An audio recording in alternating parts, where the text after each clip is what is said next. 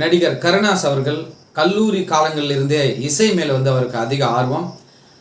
பல கானா பாடல்கள் அவரே இசையமைச்சு பாடியிருக்கிறாரு.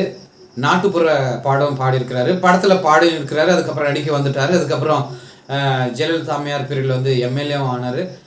அவர் வந்து நீ போகுமிடம் வெகு தூரம் இல்லை அப்படின்ற படத்தின் ப்ரெஸ் மீட்டில் வந்து என்ன சொல்கிறாரு, எவன்கிட்டே நான் வந்து வாய்ப்பெல்லாம் நான் கேட்கறதில்ல அப்படின்னு வந்து ஒருமையில் வந்து பேசியிருக்கிறாரு. அவர் கருணாஸ் அவர்கள் வந்து திறமையான நடிகர் தான். ஆனால் எவன்கிட்டனா வந்து தயாரிப்பாளர்களையும் வந்து சொல்கிறாரு, அதுக்கப்புறம் டைரக்டரையும் சொல்கிறாரு. அவ்வளோ பெரிய பெரிய ஸ்டார் கூட அந்த மாதிரி சொல்கிறதில்ல. கருணாஸ் வந்து இதை தவிர்த்திருக்கலாம்.